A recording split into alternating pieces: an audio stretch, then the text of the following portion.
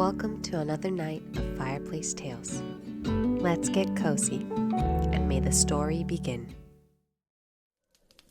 Alice's Adventures in Wonderland by Lewis Carroll. Chapter 7 A Mad Tea Party.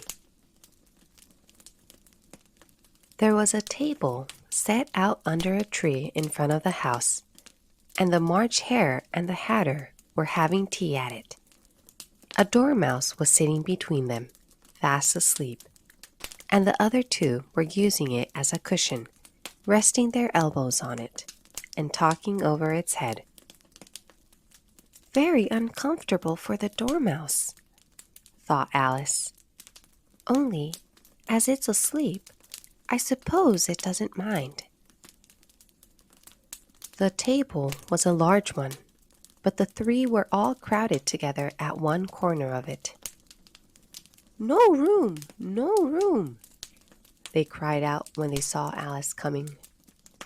"There's plenty of room," said Alice indignantly, and she sat down in a large armchair at one end of the table. "Have some wine," the March Hare said in an encouraging tone. Alice looked all round the table, but there was nothing on it but tea. "I don't see any wine," she remarked. "There isn't any," said the March Hare. "Then it wasn't very civil of you to offer it," said Alice angrily. "It wasn't very civil of you to sit down without being invited," said the March Hare. "I didn't know it was your table," said Alice. "It's laid for a great many more than three." "Your hair wants cutting," said the Hatter. He had been looking at Alice for some time with great curiosity, and this was his first speech. "You should learn not to make personal remarks," Alice said with some severity. "It's very rude." The Hatter opened his eyes very wide on hearing this, but all he said was, "Why is a raven like a writing desk?" "Come, we shall have some fun now," thought Alice. "I'm glad they've begun asking riddles. I believe I can guess that," she added aloud. "Do you mean that you think you can find out the answer to it?" said the March Hare. "Exactly so," said Alice. "Then you should say what you mean," the March Hare went on. "I do," Alice hastily replied. At least I mean what I say. That's the same thing, you know." "Not the same thing a bit," said the Hatter. "You might just as well say that I see what I eat is the same thing as I eat what I see." "You might just as well say," added the March Hare, "that I like what I get is the same thing as I get what I like." "You might just as well say," added the Dormouse, who seemed to be talking in his sleep, "that I breathe when I sleep is the same thing as I sleep when I breathe."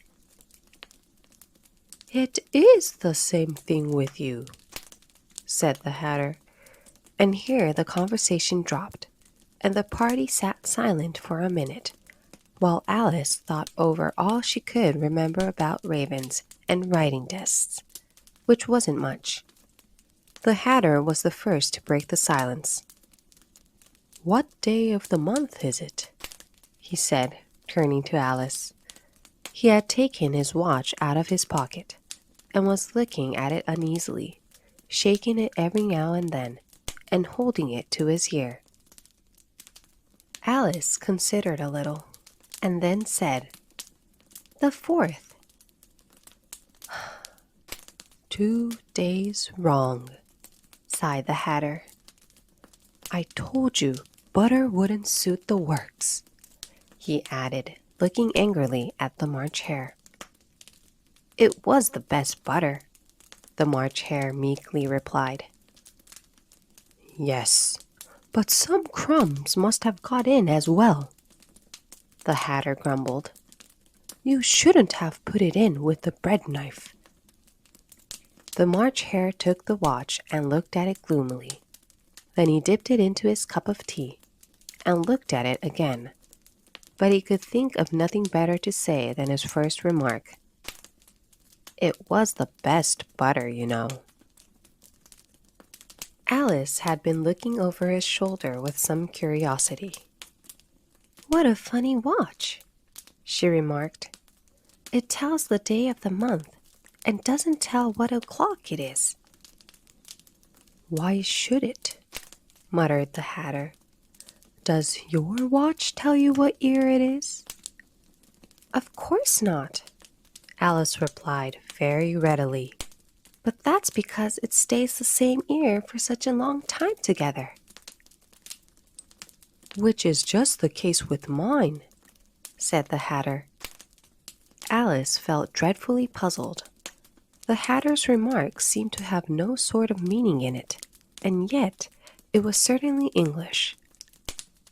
I don't quite understand you, she said as politely as she could. The Dormouse is asleep again, said the Hatter, and he poured a little hot tea upon its nose. The Dormouse shook its head impatiently and said without opening its eyes, Of course. Just what I was going to remark myself. Have you guessed the riddle yet? The Hatter said, turning to Alice again. No, I give it up, Alice replied. What's the answer? I haven't the slightest idea, said the Hatter. Nor I, said the March Hare. Alice sighed wearily. I think you might do something better with the time, she said, than waste it in asking riddles that have no answers. If you knew time as well as I do, said the Hatter, you wouldn't talk about wasting it. It's him. I don't know what you mean, said Alice. Of course you don't, the Hatter said, tossing his head contemptuously. I dare say you never even spoke to time. Perhaps not, Alice cautiously replied. But I know I have to beat time when I learn music. Ah, that accounts for it, said the Hatter. He won't stand beating. Now, if you only kept on good terms with him, he'd do almost anything you liked with the clock. For instance, suppose it were 9 o'clock in the morning, just time to begin lessons. You'd only have to whisper a hint to time, and round goes the clock in a twinkling. 1:30, time for dinner. I only wish it was, the March Hare said to itself in a whisper. That would be grand, certainly, said Alice thoughtfully. But then, I shouldn't be hungry for it, you know. Not at first, perhaps, said the Hatter. But you could keep it to 1:30 as long as you liked. Is that the way you manage? Alice asked. The Hatter shook his head mournfully. Not I, he replied. We quarreled last March, just before he went mad, you know, pointing with his teaspoon at the March Hare. It was at the great concert given by the Queen of Hearts, and I had to sing, Twinkle, twinkle, little bat, how I wonder what you're at. You know the song, perhaps? I've heard something like it, said Alice. It goes on, you know, the Hatter continued, in this way. Up above the world you fly, like a tea tray in the sky. Twinkle, twinkle. Here the Dormouse shook itself and began singing in its sleep. Twinkle, twinkle, twinkle, twinkle, and went on so long that they had to pinch it to make it stop. Well, I'd hardly finished the first verse, said the Hatter, when the Queen jumped up and bawled out, "He's murdering the time! Off with his head!" "How dreadfully savage!" exclaimed Alice. And ever since that, the Hatter went on in a mournful tone, "He won't do a thing I ask. It's always 6 o'clock now."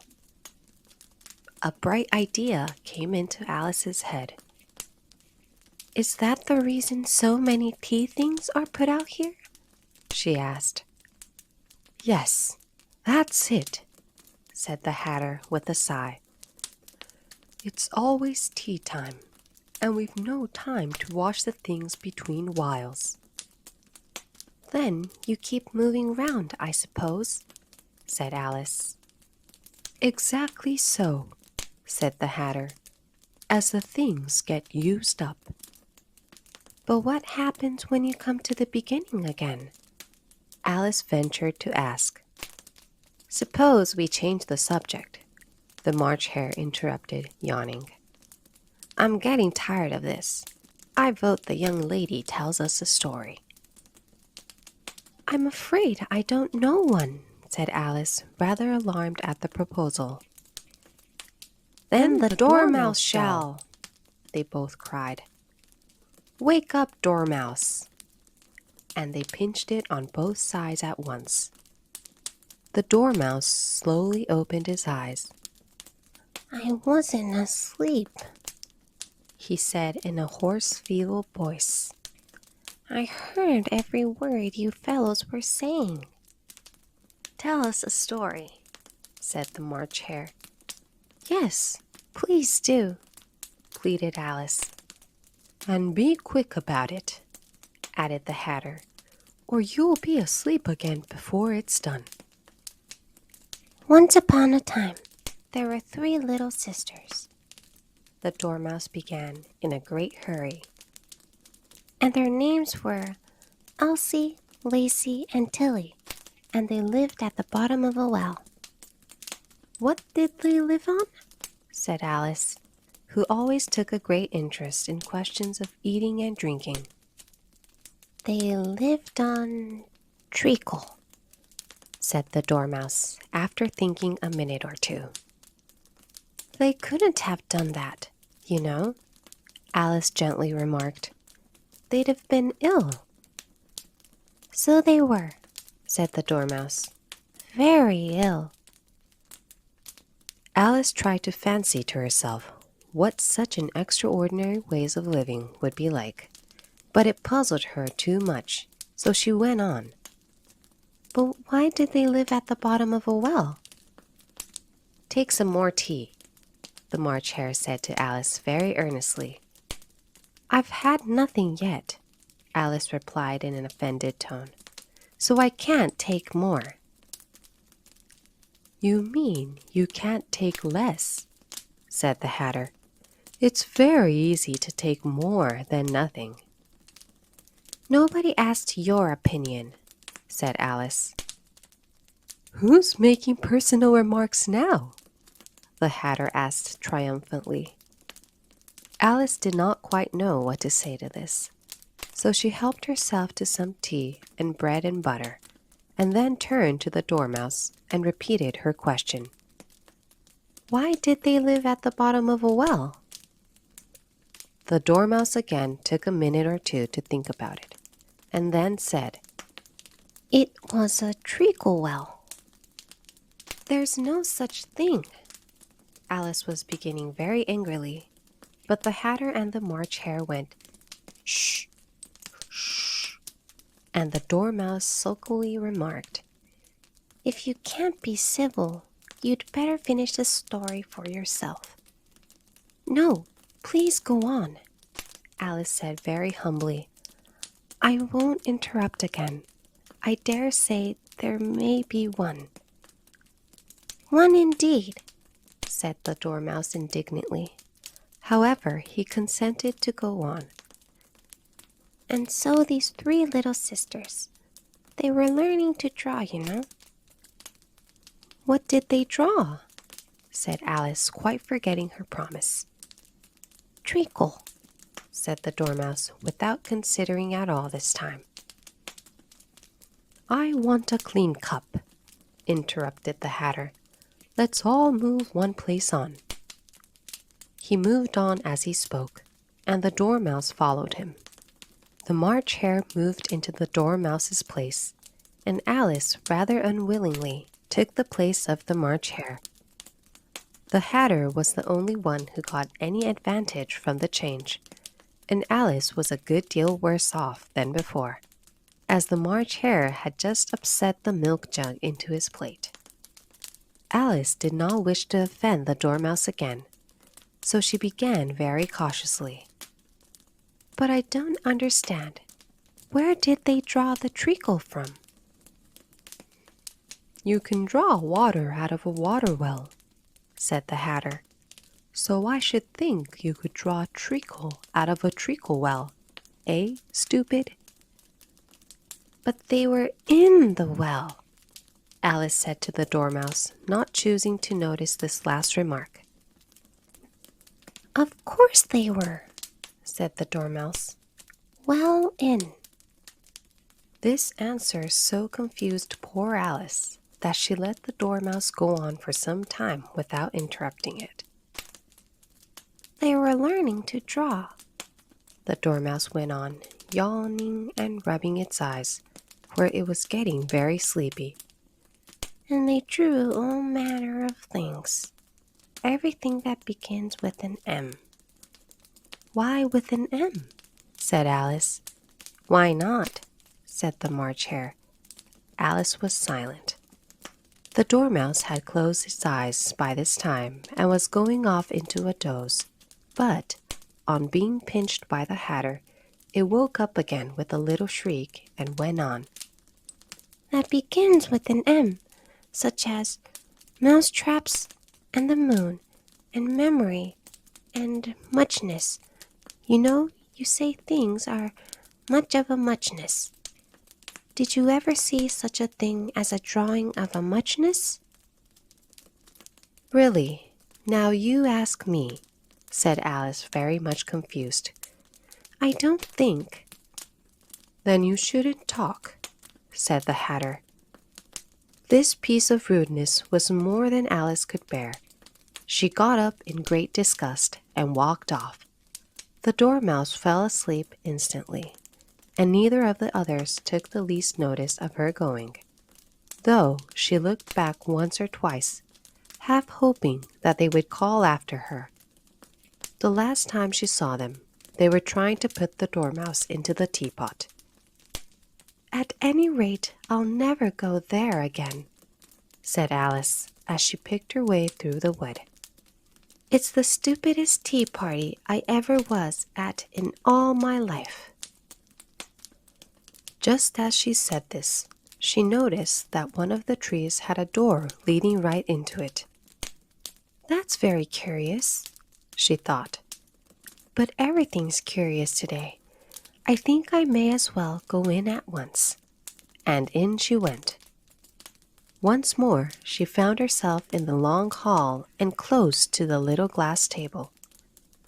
Now, I'll manage better this time, she said to herself, and began by taking the little golden key and unlocking the door that led into the garden. Then she went to work nibbling at the mushroom. She had kept a piece of it in her pocket, till she was about a foot high. Then she walked down the little passage, and then she found herself at last in the beautiful garden, among the bright flower beds and the cool fountains. The end of Chapter 7. Thank you for watching. またぜひお待ちしています。